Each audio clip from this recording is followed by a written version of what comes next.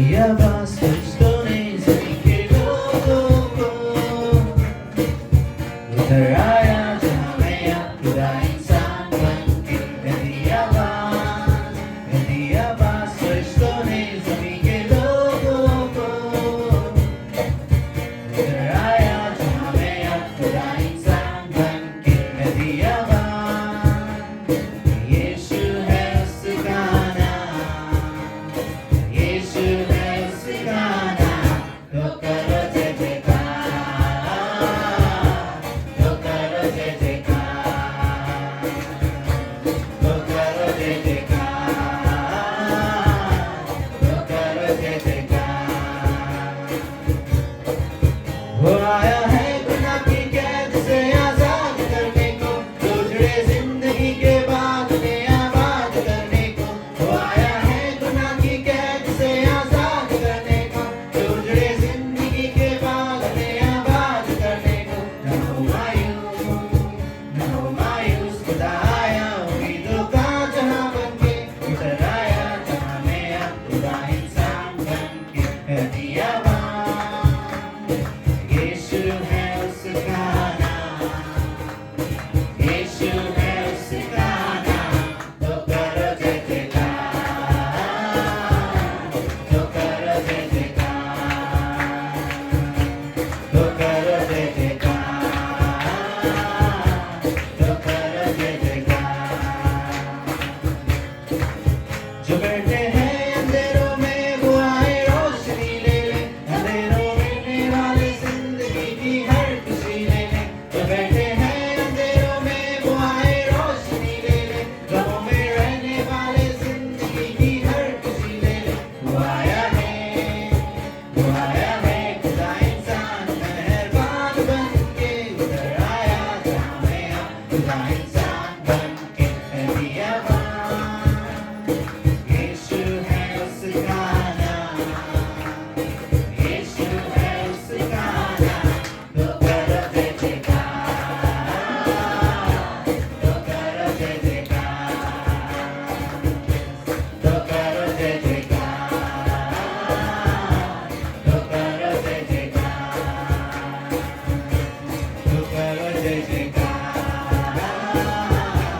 तो करो जय जयकार तो करो जय जयकार तो करो जय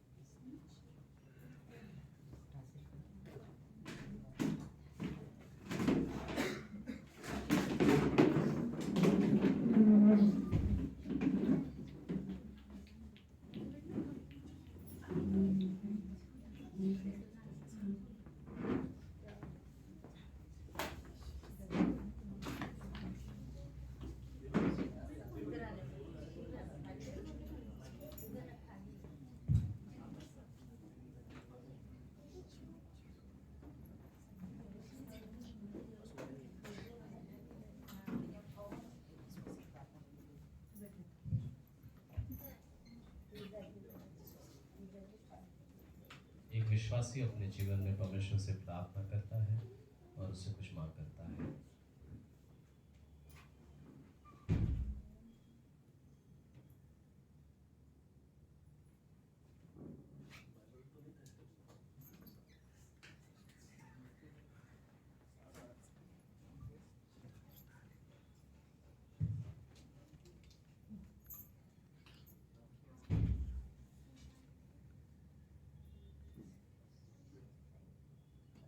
ओ थैंक यू जीसस, धन्यवाद पिता।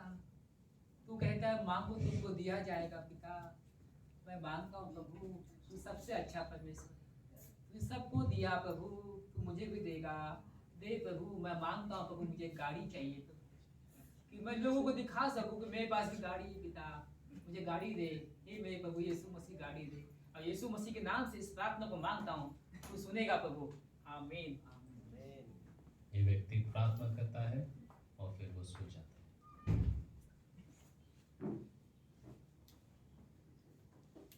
अगली सुबह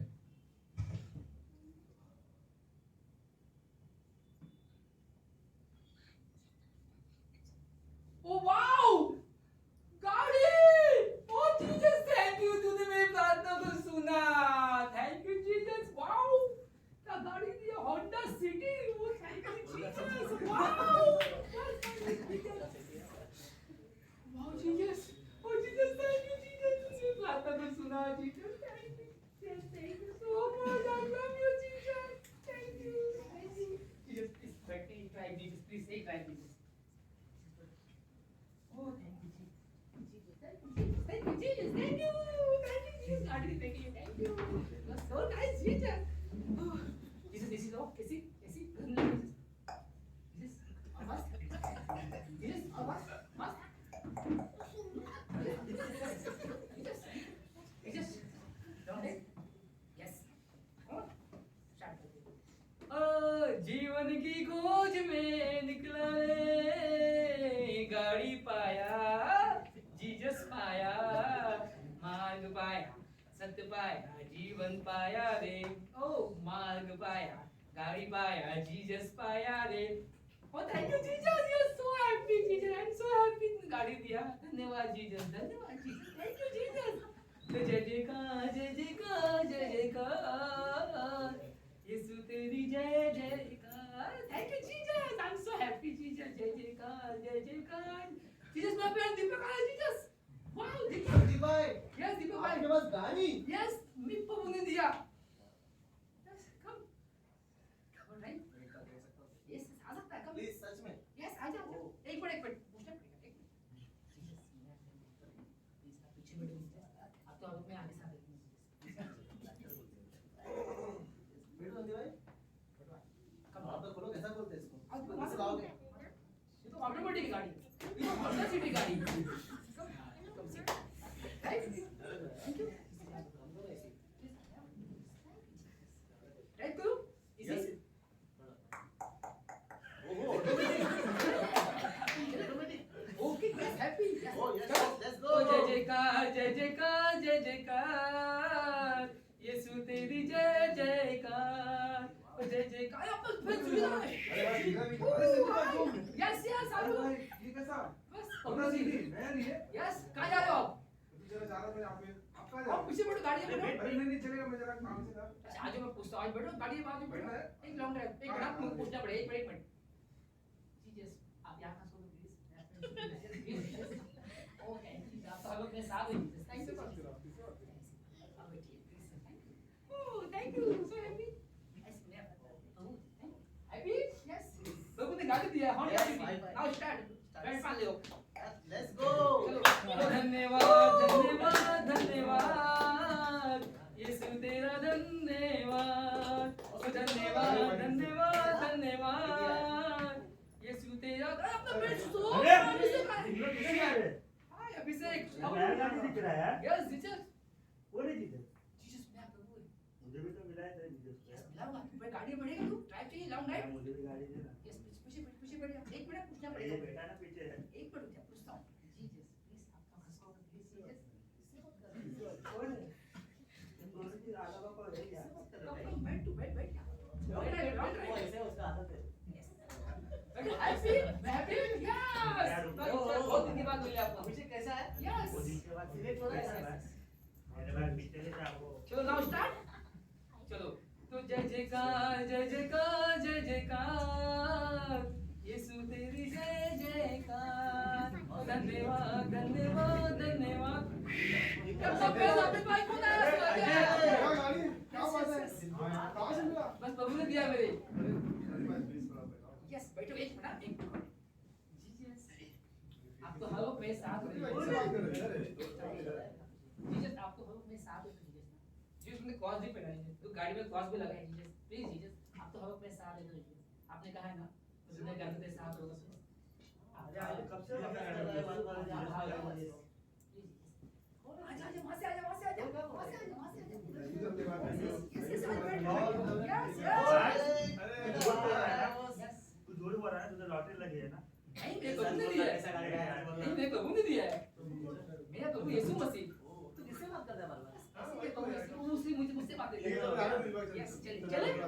कांच लेके चलो चलो चलो चलो यीशु मसीह की जय। धन्यवाद धन्यवाद। अरे गाना चेंज चलो कर। अरे डिंग डिंग कर लगा। चलो ओके। अरे ढिंग चिका ढिंग चिका ढिंग चिका ढिंग चिका ढिंग चिका अरे सिगरेट उसी में से सिगरेट ढिंग चिका ढिंग चिका। मजा आ रहा है भाई, मजा आ रहा है। Wow wow so happy wow. थोड़ा सा फास्ट चलाओ यार। आज तो गाड़ी ओड़ गया।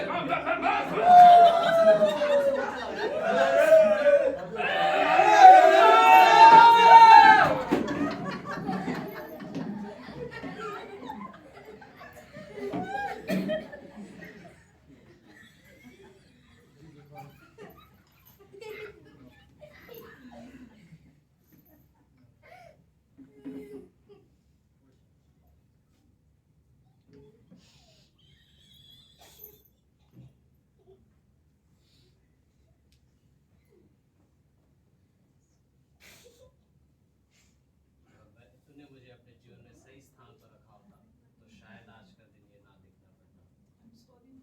मैं हमेशा तुम्हारे संग रहूंगा, लेकिन तुम मेरे साथ और मुझे अपने जीवन में पहले स्थान पर रखना।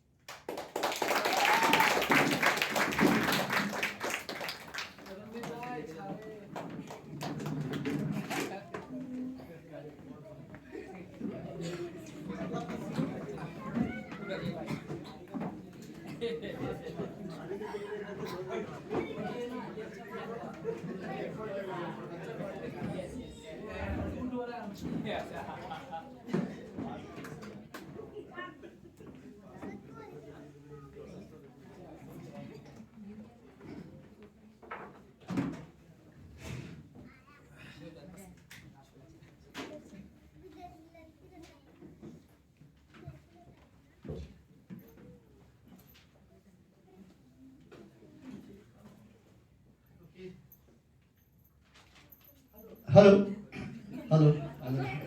मैं भी शॉक हो गया। विश्वा जी आप ठीक हो? हाँ हंसी कंट्रोल नहीं हो रही ये, लेकिन अच्छा था राइट। लोग ने लेकिन ये बेचारे लड़के लोग भूल गए पहले ही टाइटल बताना राइट। ये लोग ने स्किट का नाम रखा था जीवन की गाड़ी, और बड़े अच्छा मतलब था, अच्छा था मतलब।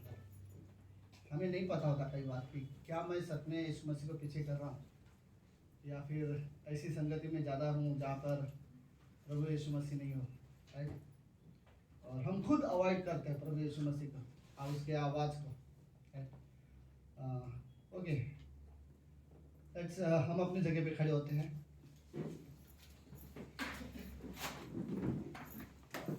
लूका का पहला अध्याय उसकी 30 और 31 पंक्ति। लूका का किताब।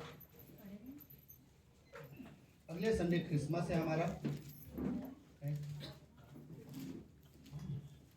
बाय द वे अगर कोई बहुत ज़्यादा पीछे हो तो आगे कुर्सी खाली हो चुके हैं।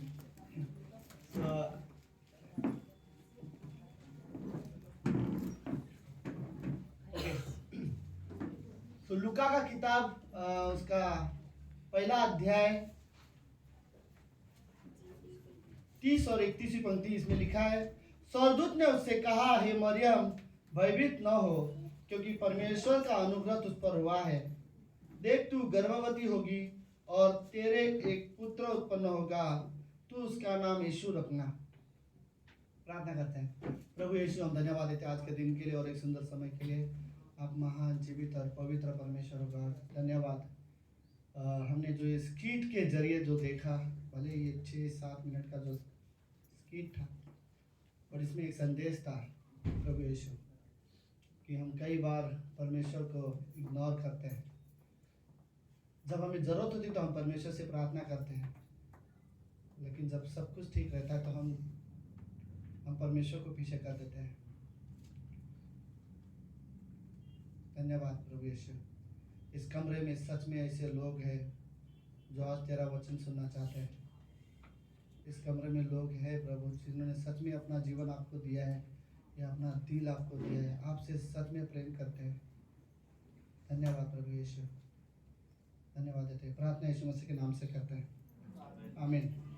ओके, आज की शाम में जिस अध्याय पर मरियम के जीवन से कुछ चीज़ें आपको शेयर करना चाहता हूँ, लेकिन आज का जो मैसेज का जो टाइटल जो इस तरह से होगा कि क्रिसमस प्रेम और आज़ादी की। क्रिसमस का मतलब प्रेम और आज़ादी है, राइट। क्रिसमस का मतलब प्रेम और आज़ादी है, राइट। सो लेट्स आज इसके बारे में हम लोग कुछ चीज़ें सीखेंगे। ओके, सब लोग ठीक हो? ओके, लेट्स अगले हफ्ते क्या है? क्रिसमस सर्विस है हमारा। ओके, आप सभी ने कार्ड लेके गए हैं। मैं विश्वास करता हूँ, आशा करता हूँ कि आप लोग ने किसी न किसी को बांटा होगा और बोला होगा कि ये संडे हमारा क्रिसमस है, प्लीज आना। कार्ड दो अपने दोस्तों को, परिवार को, रिश्तेदारों को, बिंदास दो, मत शर्माओ और उनको बोलो कि क्रिसमस में प्रोग्राम है, आप आ जाओ और परमेश्वर के बाद क्रिसमस क्या होता है उसके बारे में आप जानोगे। जो भी प्लीज। ओके, देखो कलीसिया बढ़ने का तरीका सिंपल है। लोग ही लोगों को लाते हैं तो कलीसिया बढ़ता है, राइट। जब लोग ही लोगों को लाते हैं तो इसमें ऐसा होता है कि कलीसिया बढ़ने के लिए सभी लोगों का उसमें हाथ रहता है, राइट। अकेला पास्टर कुछ नहीं कर सकता, अकेले टीम कुछ नहीं कर सकते, राइट। इसमें रियली जरूरत है। अकेला पास्टर, आज तक कोई दुनिया में अकेला पास्टर कलीसिया नहीं संभाल सकता, ओके। तो लोग ही है जो लोग कई बार ऐसे होते हैं, लोग ही विश्वास योग्य होते हैं जिसकी वजह से कलीसिया बढ़ने में बहुत मदद होती है, okay. So by the way मैं लेकिन एज अ पास्टर देखो, मैं एक बात बताना चाहता हूँ कि मैं सच में बहुत खुश हूँ कि आप सब लोग मेरे लिए सच में ब्लेसिंग हो, राइट। और मैं इंजॉय करता हूँ आप लोगों के साथ कलीसिया में। मैं रियली इंजॉय करता हूँ। मैं सच में मानता हूँ दिल से कि हिंदी कलीसिया में जो भी लोग आते हैं, और कुछ लोग तो मेरे से भी पुराने हैं हिंदी कलीसिया में, बट लेकिन मैं सच में आप लोगों को बोलना चाहता हूँ कि आप सब लोग मेरे लिए रियली आशीष हो। लेकिन कुछ ऐसे लोग हैं जिनको लिए मैं दिल से धन्यवाद देना चाहता हूँ, जो हिंदी कलीसिया में सेवकाई में मेरी बहुत मदद कर रहे हैं, राइट। उनके बगैर शायद मैं अकेला पड़ जाता था, राइट? मैं और पूनम हमेशा इस बारे में बात करते हैं कि हमें बड़ी अच्छी टीम मिली है, राइट। तो लेट्स, आई थिंक मैं उनके लिए खड़ा करना चाहता हूँ कि आई थिंक संदीप भाई है, राइट। खड़े हो सकते संदीप भाई।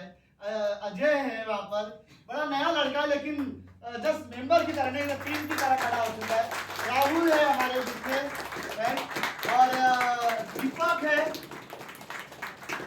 और एक हाँ शशिकांत है। मुझे इतना पता कि 5 लड़के। नहीं सीरियसली, कहीं भी आउटरीच हो, कहीं भी प्रेयर टाइम हो, किसी के घर भी जाना हो, किसी के पास भी, मुझे अगर किसी के इमरजेंसी अर्जेंटली भी कहीं पे जाना हो, तो ये 5 लड़के हैं जो तैयार रहते हैं।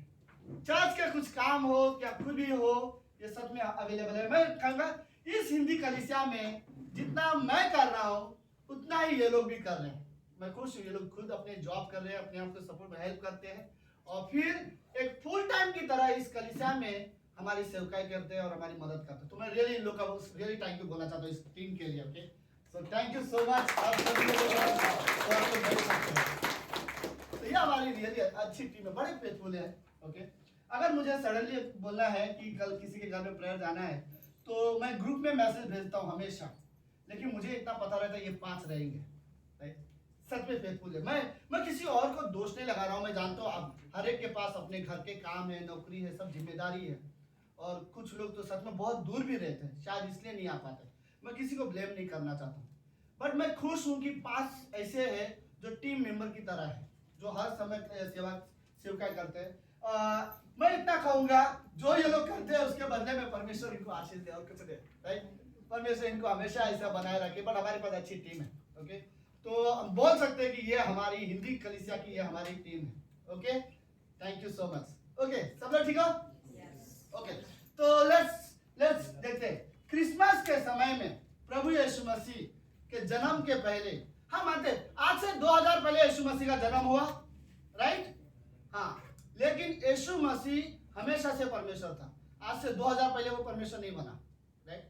अनंत से परमेश्वर इस धरती पर इंसान बनने से, अनंत मतलब सब समझ रहे हो, राइट, जिसकी ना कोई शुरुआत है ना कोई, वो तो 2000 साल पहले उसने चुना कि इस धरती पर मनुष्य को बचाने के लिए मनुष्य के पास मैं जाऊंगा, राइट।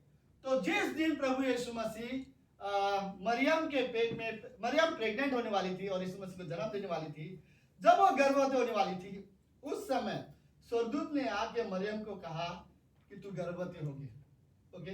अब इमेजिन ऐसी लड़की, ना शादी हुआ है, ना किसी के साथ कोई संबंध है, और अचानक से प्रेग्नेंट हो जाए तो उसे शॉक तो लगेगा, राइट? इसीलिए स्वर्गदूत जाके पहले ही उसे बता देना चाहता था। तो हम लोग वो पंक्ति पढ़ते हैं। ओके, सब लोग है? ओके, तो लेट्स उस दिन स्वर्गदूत मरियम के पास गए। मुझे मरियम का जीवन बहुत अच्छा लगा। मरियम और यूसुफ की जीवन की कहानी बहुत अच्छी है। आप तो जस्ट मेरे साथ से समझ के रहो। ओके, लूका का पहला अध्याय 26वीं पंक्ति से, थोड़ा सा लंबा पंक्ति है, अगर किसी के पास बाइबल नहीं होगा शायद, इसलिए मैं आपको दिखा रहा हूँ। तो आप लोग मेरे साथ जस्ट सिर्फ रहिए। 26वीं पंक्ति में इनको बोलते हैं, लिखा है, 6वें महीने में परमेश्वर की ओर से जिब्राइल स्वर्गदूत गलील के नासरत नगर में एक कुंवारी के पास भेजा गया मतलब परमेश्वर ने स्वर्ग से एक स्वर्गदूत को बोला, जा मरियम के पास, राइट? तो मरियम के पास हो गया, जिसकी मंगनी यूसुफ नामक या दाऊद के घराने के एक पुरुष से हुई थी। उस कुंवारी का नाम क्या था? मरियम। ओके, आप लोग सब साथ रहो।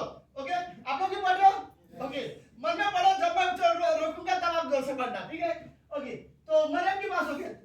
28 पंक्ति में लिखा है, और स्वर्गदूत ने उसके पास भीतर आकर कहा, आनंद और जय तेरी हो, जिस पर परमेश्वर का अनुग्रह हुआ है, प्रभु तेरे साथ है, राइट?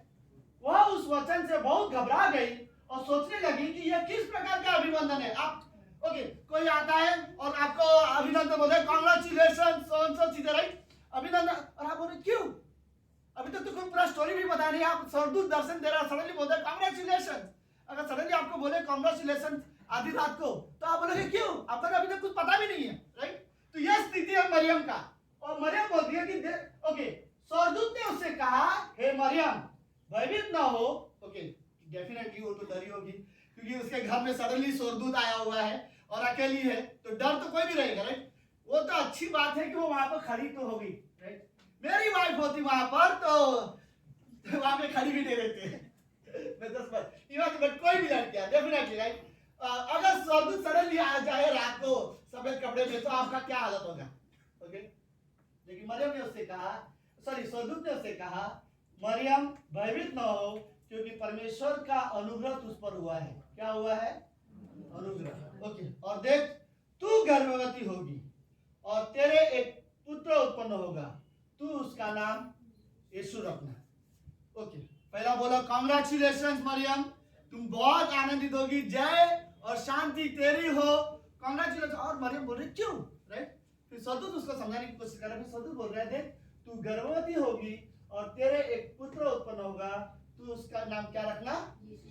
यीशु रखना। क्या रखना? यीशु रखना, राइट? अब मरियम कंफ्यूज है, ये कैसे होगा, राइट? ऑब्वियसली कोई भी लड़की कंफ्यूज होगी। ओके, मरियम को परमेश्वर मत समझो, मरियम एक आम स्त्री थी। इस कमरे में जैसे बाकी स्त्री है वैसी ही मरियम थी, मरियम कोई खास नहीं थी। लेकिन आगे बढ़ क्या बोलता है? वह महान होगा और परम प्रधान का पुत्र कहलाएगा, और प्रभु परमेश्वर उसका पिता दाऊद का सिंहासन उसको देगा। ओके, और वह याकूब के घराने पर सदा राज्य करेगा और उसके राज्य का अंत न होगा। अगली पंक्ति। ओके, मरियम को सब कुछ बता दिया कि जो यीशु जब गर्भवती होगी और यीशु तो उसका नाम रखना, वो कौन होगा, दाऊद के घराने से राजा होगा, उसने बता दिया। ओके, अब मरियम का सवाल है परमेश्वर से। ऑब्वियसली कोई भी लड़की सवाल पूछेगा अगर ऐसी न्यूज उसको सडनली मिलेगा तो। मरियम कहती है, मरियम ने स्वर्गदूत से कहा, यह क्यों कर होगा, क्यों होगा ये, राइट? आप लोग अभी मरियम डेफिनेटली मरियम सही है, गलत नहीं है। मरियम का सवाल करना सही है। स्वर्गदूत आके बोलता है, तू गर्भवती होगी तो एक बच्चे को जन्म देना, उसका नाम यीशु रखना, वो इजराइल देश का राजा होगा, सो चीजें, राइट? अभी मरियम का तो सवाल ये रहेगा, ये कैसे होगा, राइट? क्यों होगा ये? तो उसका कहना क्या है, ये क्यों कर होगा, मैं तो पुरुष को जानती ही नहीं। ओके, इसका मतलब क्या है? उसने अभी तक कोई संबंध नहीं रखा था, राइट? वो कुंवारी थी, तो उसका ये क्वेश्चन था कि ये कैसे हो सकता है, मैं तो कुंवारी हूँ, राइट? ना मेरी शादी नहीं हुई, अभी तक सिर्फ मेरी मंगनी हुई है, तो ये कैसे हो सकता है? और मैंने अभी तक कोई संबंध नहीं रखा, तो आप ये कैसे बोल सकते हो कि मैं गर्भवती होगी? लॉजिकली वो 100% सही है। बिना संबंध रखे मैं प्रेग्नेंट हो ही नहीं सकती, आप कैसे ये वर्ड बोल सकते हो, राइट? स्वर्गदूत ने उसे उत्तर दिया। ओके, पता नहीं अगर कोई और तो आप कैसे मरियम को समझाते थे? सरदूत ने बड़े अच्छे से उसको समझाया। सरदूत उसको बोलता है, सरदूत ने कहा, उसने उसको उत्तर दिया कि पवित्र आत्मा तुझ पर उतरेगा। तो मत सोचिए कैसे होगा, राइट? तो कंफ्यूजन है कि कैसे होगा, तू तो कुंवारी है, तू कोई आदमी को नहीं जानती, कोई बात नहीं, मैं तुझे बताता हूँ कैसे होगा। पवित्र आत्मा तेरे अंदर आएगा, राइट? और पवित्र आत्मा तुझ पर उतरेगा और परम प्रधान की सामर्थ से तुझ पर छाया करेगी, इसलिए वह पवित्र जो उत्पन्न होने वाला है परमेश्वर का पुत्र कहलाएगा। वो तेरा बेटा नहीं कहलाएगा, वो यूसुफ का बेटा नहीं कहलाएगा, वो तेरे शरीर का इस्तेमाल करेगा, तेरी कोख का इस्तेमाल करेगा। पवित्र आत्मा तेरे अंदर आएगा और उसके जरिए यीशु मसीह तेरे पेट में रहेगा और तेरे 9 महीने के बाद यीशु मसीह वहां से जन्म तो लेगा, लेकिन उसका परमेश्वर पिता परमेश्वर होगा, उसका पिता तू नहीं होगा। अब मरियम समझ रही है बात को, ये बात तो सही है, फिर तो पॉसिबल है, राइट? अब डाउट करने वाली जैसी बात नहीं रही। पहले उसको डाउट था कि सरदूत आके डायरेक्ट उसको बोला तू गर्भवती हो गया, तो उसका एक क्वेश्चन सही था, कैसे होगा, राइट? तो अब उसको उसका जवाब मिल गया, यहाँ पर उसका जवाब मिल गया। आगे और देख, और तेरी कुटुंबी इलीशिबा के भी बुढ़ापे में पुत्र होने वाला है, यह उसका जो बांझ कहलाती थी 6वां महीना है, क्योंकि जो वचन परमेश्वर की ओर से होता है वो प्रभावित नहीं रहता। पता नहीं हिंदी बाइबल में ऐसा वर्ड है, इंग्लिश में लिखा हुआ है परमेश्वर के लिए कोई भी चीज असंभव नहीं है। मेन इस पंक्ति का एक्चुअल मतलब ये है, कोई भी काम। अब मरियम ये सोचेगी कि ये कैसे हो सकता है, राइट? कि मैं बच्चा कैसे जन्म दे सकती हूँ, मैंने तो कोई संबंध ही नहीं रखा, आदमी को जानती भी नहीं, किसी को पर्सनली, तो ऐसा कैसे हो सकता है? तो स्वर्गदूत ने उसे समझाया, मरियम स्वर्गदूत तेरे अंदर आएगा, सॉरी पवित्र आत्मा के जरिए तेरे अंदर आएगा, परमेश्वर के सामर्थ से तू यीशु मसीह को जन्म देगी और वो परमेश्वर, लेकिन वो परमेश्वर का पुत्र होगा, राइट? और फिर वो कई सारी चीजें उसको समझाने के बाद स्वर्गदूत उसको और एक एग्जांपल दे रहा है। तुझे पता है तेरी एक फ्रेंड है, तेरी कजन है इलीशिबा, वो भी जो बांझ थी वो बूढ़ी हो चुकी है और वो भी बच्चा पैदा नहीं कर सकती, वो भी प्रेग्नेंट है और उसको भी 6 महीना हो चुका है। तो तुरंत ये जो थी मरियम, वो उठ के उसके पास चल जाते। लेट्स आगे क्या, क्योंकि सॉरी वो पीछे क्योंकि जो वचन परमेश्वर की ओर से होता है वो प्रभावित नहीं होता, मतलब जो परमेश्वर को कोई भी असंभव नहीं है। अगली पंक्ति, मरियम ने कहा, देख मैं प्रभु की दासी हूँ, मुझे तेरे वचन के अनुसार हो। तब स्वर्गदूत उसके पास से चला गया। ओके, समझ में आ रहा? मरियम को समझ में आ गया क्या बोलना चाहता था, राइट? वो पहले स्वर्गदूत आया, दर्शन दिए, तू गर्भवती होगी, पहले कंफ्यूज था क्यों होगा, फिर उसको समझाया तू टेंशन मत ले, पवित्र आत्मा तेरे अंदर आएगा, पवित्र आत्मा आकर बच्चे को रखेगा और तू जो बच्चे को जन्म देगी वो परमेश्वर का बेटा होगा, वो तेरा बेटा नहीं होगा। तब वो समझेगी मतलब ये डेफिनेटली पॉसिबल है कि ये अब हो सकता है। तो बाद में वो बोलती है जो परमेश्वर ने चाहा है वो वैसा ही हो, इतना बोलती है। फिर स्वर्गदूत वहां से निकल जाता है। अब जैसे स्वर्गदूत चला जाता है फिर क्या करती है वो, उन दिनों में मरियम उठकर शीघ्र ही पहाड़ी देश में यहूदा के नगर को गई, 40वीं पंक्ति, और जकरिया के घर में जाकर इलीशिबा को नमस्कार किया। जो ही इलीशिबा ने मरियम के नमस्कार सुना, तभी बच्चा उसके पेट में उछला और इलीशिबा पवित्र आत्मा से परिपूर्ण हो गए। अब समझ रहे हो? ओके, मरियम कंफ्यूज थी, कुंवारी कैसे बच्चे पैदा कर सकती है, और उससे स्वर्गदूत ने उसे बताया, तुझे शायद नहीं पता इलीशिबा भी प्रेग्नेंट है, जो यूहन्ना बपतिस्मा देने वाले को जन्म देने वाली है, और वो भी बांझ थी। सब लोग बोलते थे उसको बांझ थी, लेकिन वो भी बच्चा पैदा करने वाली है। जैसे स्वर्गदूत गया, ये तुरंत उठ के इलीशिबा के पास गई और इलीशिबा को मिलती है और इलीशिबा भी खुश हो जाती है। इलीशिबा ने उसे बताया कि हाँ मैं सच में प्रेग्नेंट हूँ और 6 महीना हो चुका है। और जैसे वो मरियम उसको देखती है, इलीशिबा के पेट में बच्चा उछल रहा है और खुश हो रहा है, क्योंकि वो जानता है जिसके लिए मैं मार्ग तैयार करने वाला हूँ वो मरियम के पेट में है और मैं इलीशिबा के पेट में हूँ। तो वो वहां पर एंजॉय करते। जो ही इलीशिबा ने मरियम का नमस्कार किया, जैसे इलीशिबा ने मरियम को नमस्कार किया, कौन अंदर खुश हो रहा है? यूहन्ना बपतिस्मा देने वाला, राइट? यीशु मसीह को भी नमस्कार नहीं किया, यीशु मसीह के माँ, राइट? एक तरह से मरियम को इलीशिबा नमस्कार कर रही है और अंदर इलीशिबा के पेट में यूहन्ना बपतिस्मा देने वाला है, वो खुश हो जाता है, क्योंकि उसको किसके लिए मार्ग तैयार करना है? यीशु मसीह के लिए। समझ में आया अभी तक कहानी? ओके, लेट्स,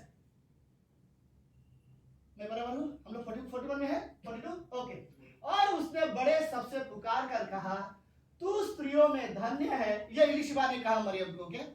और उसने बड़े शब्द से पुकार कर कहा, तू स्त्रियों में धन्य है और तेरे पेट का फल भी धन्य है। और यह अनुग्रह मुझे कहां से हुआ कि मेरे प्रभु की माता मेरे पास आई है। राइट? मेरे इलीशिबा ये जानती थी कि मैं यूहन्ना बपतिस्मा देने वालों को जन्म दूंगी, तो ये किसको जन्म देने वाली है? यीशु मसीह को। और यीशु क्या बोलती है? और बराबर है, यह अनुग्रह मुझे कहां से हुआ कि मेरे प्रभु की माता मेरे पास आई है। अगली पंक्ति, और देख, जो ही तेरे नमस्कार का शब्द मेरे कानों में पड़ा, त्यों ही बच्चा मेरे पेट में आनंद से क्या हो गया? उछल पड़ा। कहानी समझ में आ रहा है? ओके, मैं कई बार ये चीजें सोच रहा था, मरियम क्यों कंफ्यूज होती थी सडनली, लेकिन बड़ा बाइबल में सारे आंसर है, हम लोग शायद में भी इतना ध्यान से नहीं पढ़ते थे कई बार। ओके, 45 पंक्ति, और धन्य है वह जिसने विश्वास किया कि जो बातें प्रभु की ओर से उससे कही गई है वो पूरी होगी। ओके, तब मरियम ने कहा, मेरा प्राण प्रभु की बड़ाई करता है। बाय द वे, 45वीं पंक्ति के बाद 46वीं पंक्ति में मरियम ने एक गीत लिखना शुरू किया, गीत गाना शुरू किया। तो इसके गीत के मैंने खाली 2 ही लाइन यहाँ पे रखे। वो मरियम एक गीत लिखती है, उस गीत में बोलती है, तब मरियम ने कहा, मेरा प्राण प्रभु की बड़ाई करता है और मेरी आत्मा मेरे उद्धार करने वाले परमेश्वर से क्या है? क्या है? आनंदित है। मतलब आप समझ रहे हो मरियम क्या बोलना चाहती है? मरियम ये बोलना चाहती है, यीशु मसीह को मरियम बोलना चाहती है, मेरी आत्मा मेरे उद्धार करने वाले परमेश्वर से आनंदित है। राइट? मरियम भी जानती है कि उसे भी उद्धारकर्ता की जरूरत थी। राइट? और उसके जरिए भी एक उद्धारकर्ता आने वाला था।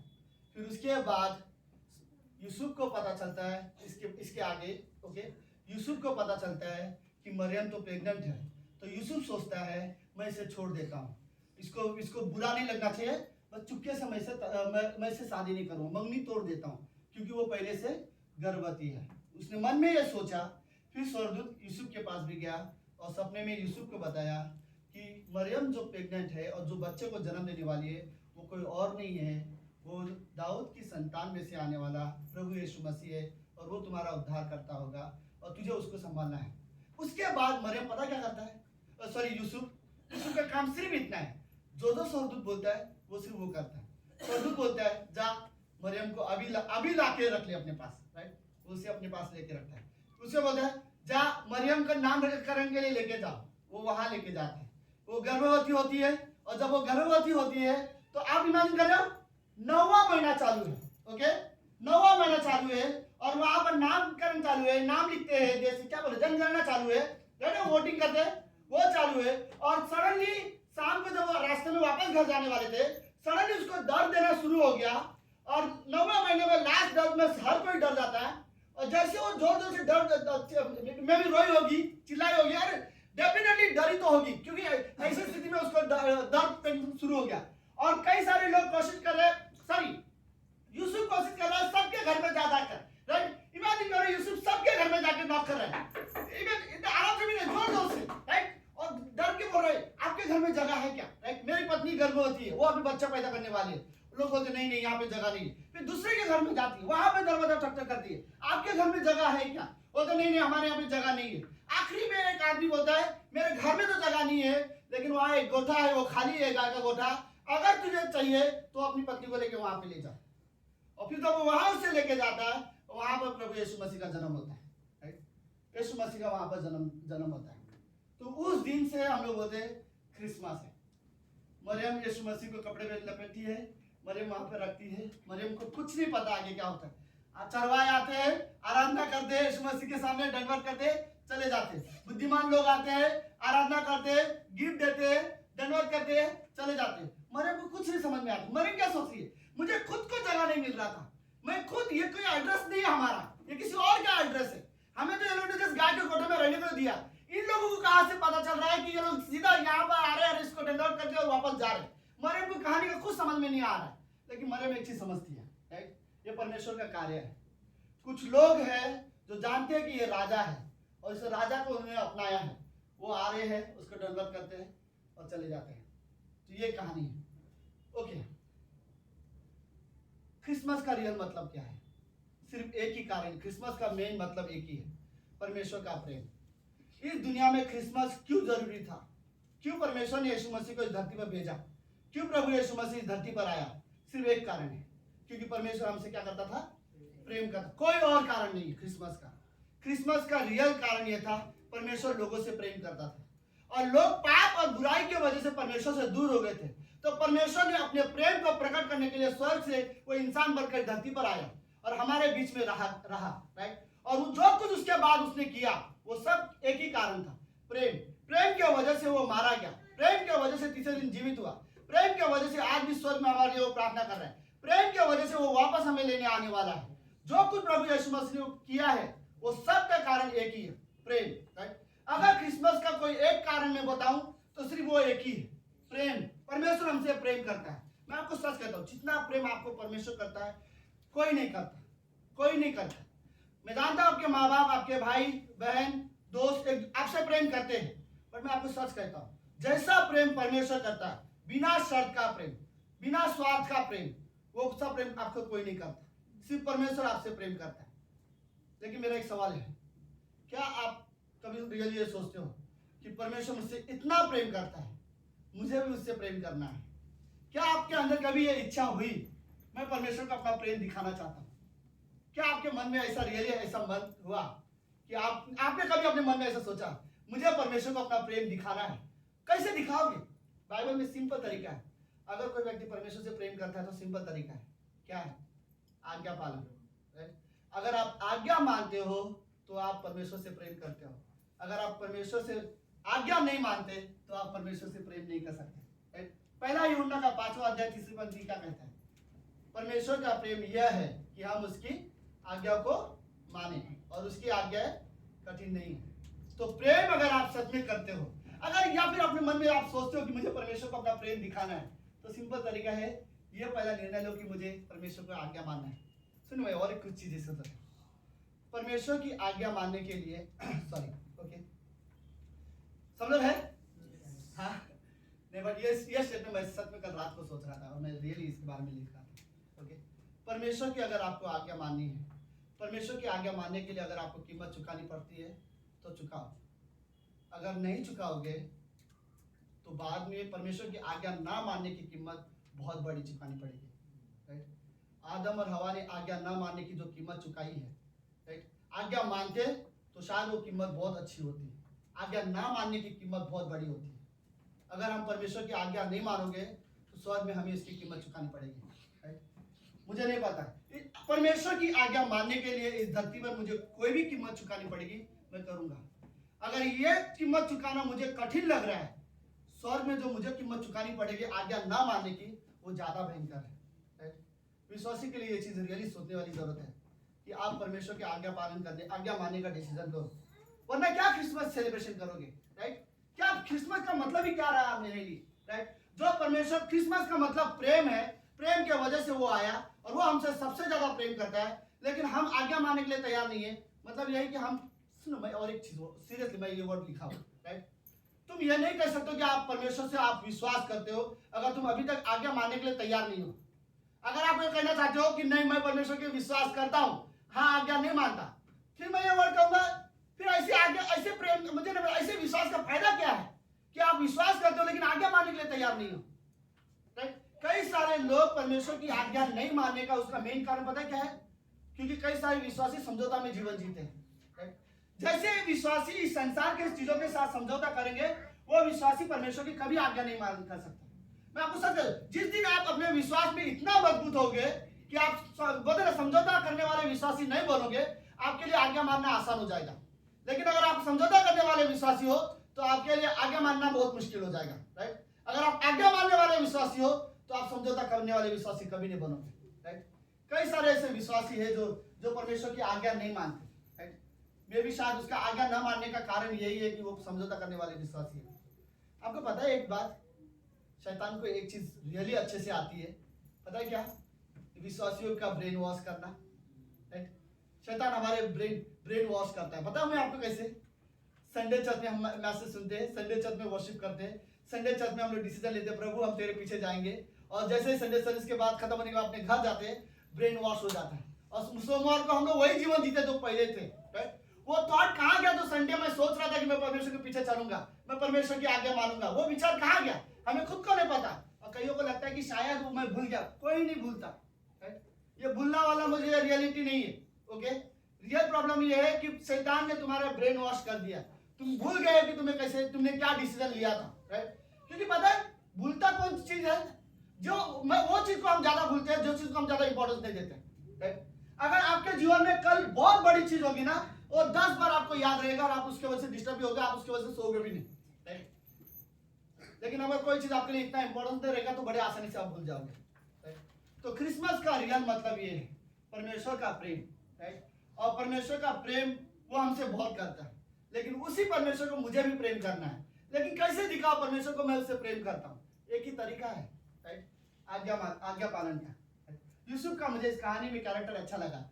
उस स्वर्गदूत ने बताया इसके अंदर जो बच्चा है वो प्रभु यीशु है, ठीक है बोला, राइट? जहाँ उसको लेके जाने बोला वो वहां उसे लेके, वो उसका कोई रोल नहीं है, शादी भी नहीं किया, खाली मंगनी किया था, राइट? लेकिन उसको प्रेग्नेंट है, उसको लेके जहाँ प्रभु भेज रहे हैं वहां वो जा रहा है, आज्ञा पालन, राइट? विश्वासी के जीवन में ये रियली जरूरत है कि मुझे नहीं पता क्रिसमस सेलिब्रेशन करना चाहते हो ये अच्छी बात है, लेकिन आज्ञा नहीं मानना चाहते हो, फिर ये क्रिसमस सेलिब्रेशन कैसा रहा मुझे नहीं, सॉरी, सीरियसली नहीं पता, राइट? तो हमें ये जरूरत है, ओके? क्रिसमस में मैं कैसा देखूं मुझे नहीं पता, बट इस क्रिसमस में मैं ये डिसीजन ले सकता हूँ कि मैं प्रभु तेरा आज्ञा मानने के लिए तैयार हूँ, राइट? तो आज्ञा मानना हम विश्वासी के लिए रियली जरूरत है, ओके? कुछ और चीजें लेट्स इस चीजों के लिए, ओके? मुझे क्या चाहिए था? मुझे 2 कुर्सी चाहिए था, राइट? अच्छा हाँ, ये टेबल रख सकते हैं क्या? आई डोंट नो, आप सब लोग ठीक हो? दूसरा कहाँ है? ये बैग किसका है? अच्छा बैग है। पता नहीं, दोनों एक ही साइज के बैग होना चाहिए। पूनम का बैग भी अच्छा है। हाँ दे दो यार, ये भी इसमें क्या है? बाद में किसमें ज्यादा पैसा है अभी? ओके लेट्स सुनो, अब बैग के कंपनी का नाम मत ढूंढो। आप सब लोग ठीक हो? ओके, मैं ये बताना चाहता हूँ कि क्रूस में प्रभु यीशु मसीह का जन्म के मेन कारण था कि वो हमारे लिए मरे, राइट? जिस दिन प्रभु यीशु मसीह क्रूस पर था उस दिन समझो ये क्रूस है, ये एक ही क्रूस है, ठीक है सब लोग? ये एक ही क्रूस है, लेकिन उस क्रूस पर जब जिस दिन प्रभु यीशु मसीह हमारे क्रूस पर मरा, उस दिन उस क्रूस पर 2 चीजें थे। एक वो जो मेरा है, मैं भूलना नहीं चाहिए बाद में, ओके? एक वो जो मेरा नहीं है लेकिन यीशु मसीह का है। याद रखना है यीशु मसीह का इधर है और ये मेरा इधर है, ओके? तो सब लोग है? सुनो, क्रूस, जिस क्रूस पर प्रभु यीशु मसीह मरा उस क्रूस पर 2 चीजें थी। एक वो जो मेरा मेरा है, और एक वो जो मेरा नहीं है लेकिन यीशु मसीह का है, राइट? दोनों चीजें उस क्रूस में थी इंसान के। मेरे पाप उस क्रूस में थे, राइट? लेकिन मेरे लिए क्षमा उस क्रूस पर थी। मेरे अधार्मिकता उस क्रूस पर थी, लेकिन मेरे लिए धार्मिकता भी उस क्रूस पर थी। मेरे मृत्यु उस क्रूस पर थी, मेरे लिए जीवन उस क्रूस पर था। मेरे पापों की सजा बोलते तो दंड उस क्रूस पर था, तो मेरे लिए फॉरगिवनेस बोलते क्षमा भी मेरे लिए उस क्रूस पर था, राइट? मेरे लिए पुराना मेरा पापी स्वभाव उस क्रूस पे था, नया जीवन मेरे लिए उस क्रूस पर था, राइट? मैं उस क्रूस पे था और यीशु मसीह उस क्रूस पर था। हमें क्या करना है? जो मेरे थे, मेरे पाप, मेरी धार्मिकता, मेरे अधार्मिकता, मेरी बुराई, मेरी जो चीज है उसे क्रूस पर छोड़ो। जो मेरे लिए थे यीशु मसीह के, उससे लेकर मुझे आगे बढ़ना है, राइट? उससे लेकर मुझे जीवन है। लाइक मेरा भूतकाल भी उस क्रूस पे था, राइट? लेकिन मेरे लिए भविष्य उस क्रूस पे था, राइट? मैं वो चीज, मतलब कहने का मतलब ये है कि यीशु मसीह से पहले जो मैं था, जो मैं पहले जाना चाहता था, जो भी बुराई मैंने की थी, वो क्रूस पर अब रह चुका है, राइट? अब मेरे लिए नहीं, क्योंकि मेरे पापों के लिए कौन मरा? यीशु मसीह मरा, राइट? तो उसके भी अच्छाई थी और मेरी बुराई थी, तो मुझे क्या करना है? जो उसके है उसका स्वभाव को लेकर आगे बढ़ो। जो यीशु मसीह में विश्वास करते हैं अब वो पवित्र है, क्योंकि वो अभी पवित्र को अपनाते हैं। अब वो धर्मी है, राइट? अब वो निर्दोष साबित किए गए, उसे कोई डर नहीं, वो क्षमा किए गए हैं, वो पवित्र किए गए हैं। लेकिन हाँ वो पापी थे, लेकिन वो सारा पाप, सारे इसके बारे में दोबारा पूछा नहीं जाएगा, क्योंकि उसका दंड पूरा हो चुका है, क्रूस पे रख दिया गया। हमारा काम इतना है कि जो यीशु मसीह का है जीवन है वो लेके आगे बढ़ते हैं, राइट। आप इसके बाद कोई मुझे ये नहीं बोल सकता 10 साल पहले तूने क्या किया था, 2 साल तुझे पहले क्या किया था, भूल जाओ, राइट। उन्हें याद करो कि देखो मैं ये बात सुन, 2 साल पहले या 1 साल पहले या 2 दिन पहले मैंने क्या किया था, वो मेरा पुराना जीवन था, राइट। 2000 साल पहले यीशु मसीह ने जो किया वो मेरा नया जीवन है, राइट। मेरे लिए पता नहीं है कैसे आप समझोगे, राइट, कि 2 साल पहले मैं जो था वो पुराना है, लेकिन 2000 साल पहले जो मेरे लिए किया गया है वो आज भी नया है, राइट। तो हमारे लिए ये है जो यीशु मसीह ने हमारे लिए रखा है, हमें वो लेके आगे बढ़ना चाहिए, राइट। पता नहीं सो ओके, समझ में आया मैं क्या कहना चाहता था अभी तक, राइट। क्रूस पे दोनों चीजें थी, यीशु मसीह के सारी चीजें थी, उसका स्वभाव नया जीवन सब कुछ था, और क्रूस पे हमारा जीवन भी था, राइट। हमारे लिए यीशु मसीह मारा गया था, हमारे पाप की वजह से मारा गया था। हमें क्या करना है, जो हमारे है वो छोड़ दो, पुराना जीवन छोड़ दो, राइट। जो यीशु मसीह का है उसे लेकर आगे बढ़ो और वो जीवन जियो। तो क्रूस ने एक काम अच्छा किया है, राइट। परमेश्वर के प्रेम ने विश्वासी को आजादी दी है, राइट। अब हम रियली आजाद हैं, क्योंकि वो क्रूस के वजह से जहां पर यीशु मसीह मारा मेरे पाप क्षमा किए गए हैं, राइट।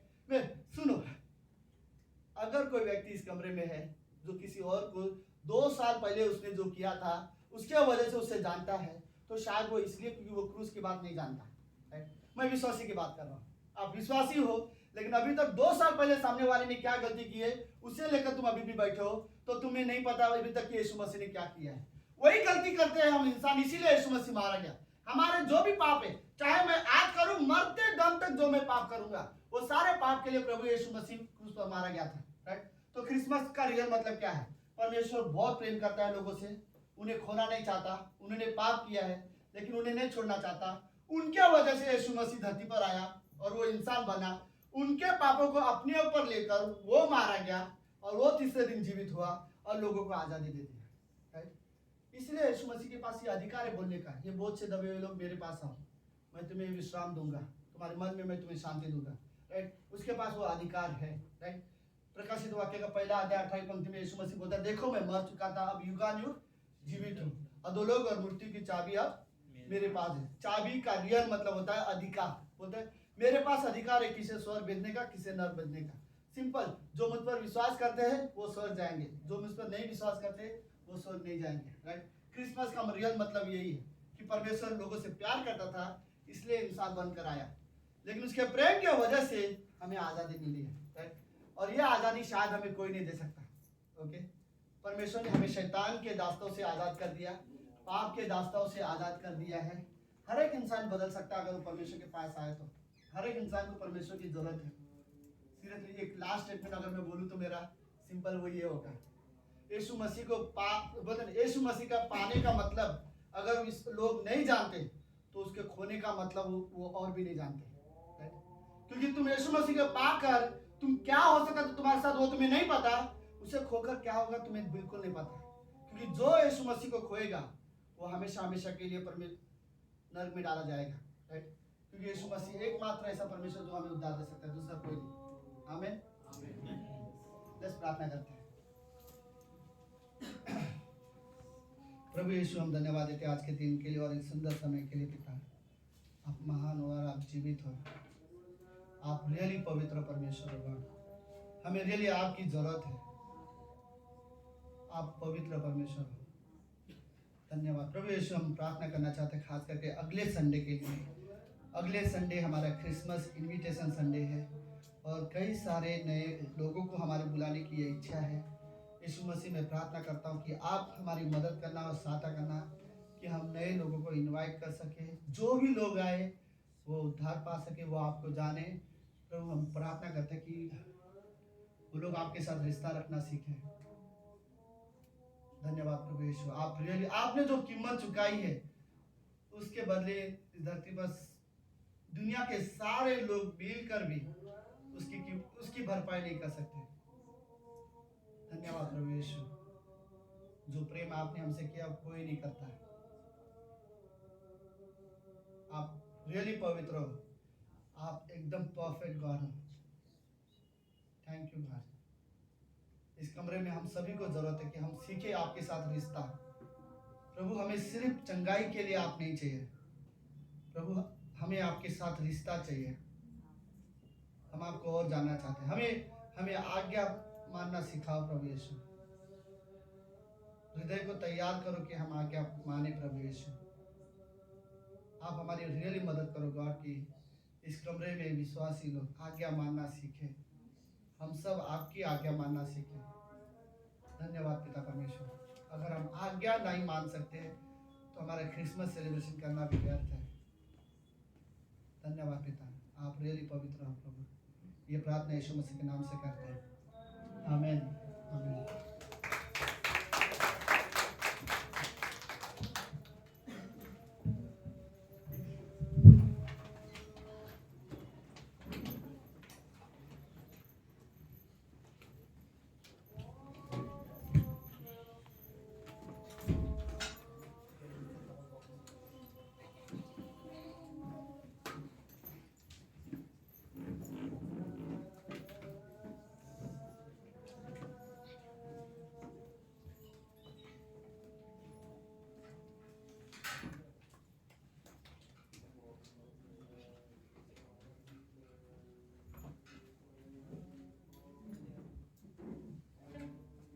आमेन। आइए हम उससे अपने स्थान पर खड़े होते हैं।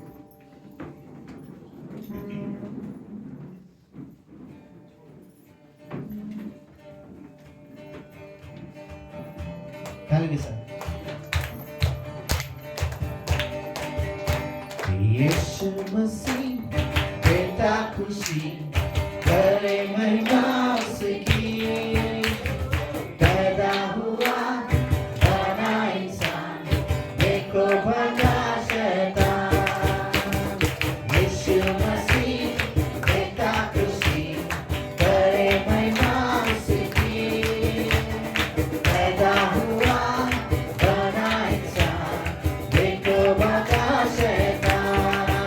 ला ला ला ला ला ला ला ला ला ला ला ला